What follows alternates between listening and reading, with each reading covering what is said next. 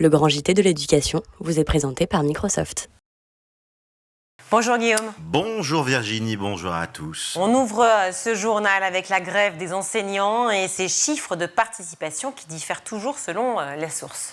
Oui, moins de 9% de grévistes selon la moyenne pondérée fournie à la mi-journée par le ministère de l'Éducation nationale. Dans le détail, selon toujours les estimations du ministère, il y aurait 6,77% de grévistes dans les écoles, 14,86% dans les collèges, dans les lycées généraux et technologiques, 6,96%, 4,48% pour les lycées professionnels. Des chiffres évidemment contestés par les syndicats qui ont un autre calcul. Par exemple, le SNES FSU 93 annonce 53% de grévistes en Seine-Saint-Denis.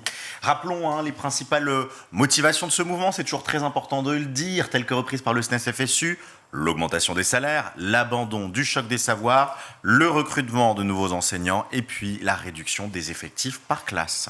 On rebondit d'ailleurs avec cette dernière revendication, celle de la baisse du nombre d'élèves par classe. La France est le pays européen avec le plus d'élèves par classe, Guillaume. C'est effectivement la petite vérification effectuée par nos confrères et consoeurs de la rubrique Fake Off, un petit jeu de mots de 20 minutes, le site 20 minutes, qui s'est penché sur une déclaration de Sophie Vénatité du SNES FSU au micro de France Info. C'était la semaine dernière. Je vous propose d'abord de réécouter cette déclaration. Travailler en petit groupe, c'est une bonne chose, mais travailler en petit groupe avec des élèves qui ont des niveaux différents pour les stimuler et pour mieux les faire réussir. Parce que, effectivement, il faut diminuer les effectifs dans les classes. Je rappelle quand même que la France détient un triste record, c'est le record des classes les plus chargées en Europe. Donc oui, il faut diminuer les classes, mais les effectifs dans les classes, mais pas faire des groupes de niveau qui sont extrêmement néfastes pour les élèves.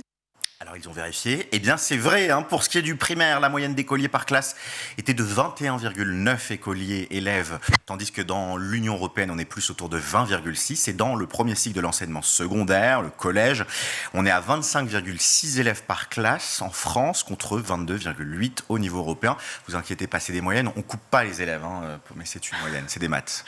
Une première audition au tribunal pour On veut des profs qui s'est ouverte ce matin. Le collectif souhaite faire condamner l'État pour des heures de cours non remplacées. Et ça fait 2 ans quand même que la campagne nationale On veut des profs a été lancée et le premier rendez-vous judiciaire, il n'arrive que ce matin. Il n'est arrivé que ce matin, ce qui montre le long traitement de la justice. C'est le tribunal administratif de Cergy qui va examiner 3 requêtes parmi les 120 qui ont été déposées à travers la France pour l'année 2021-2022.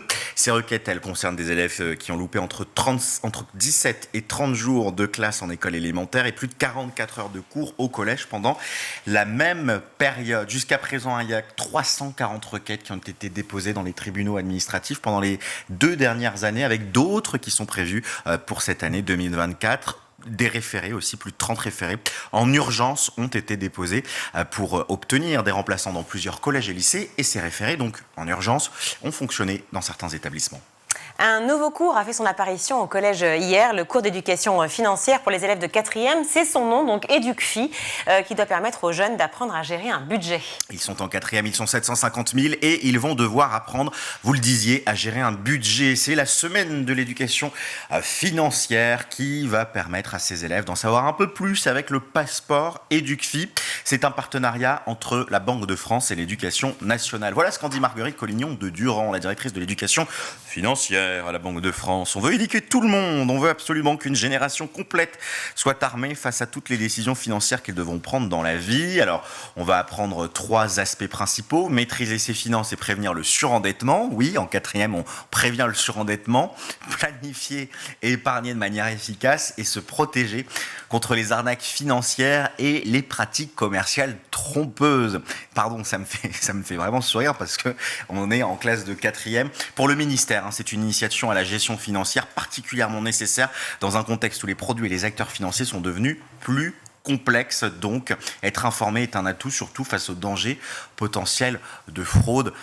À mettre en perspective avec ces heures de cours non remplacées, notamment en maths, ça se questionne. Merci Guillaume.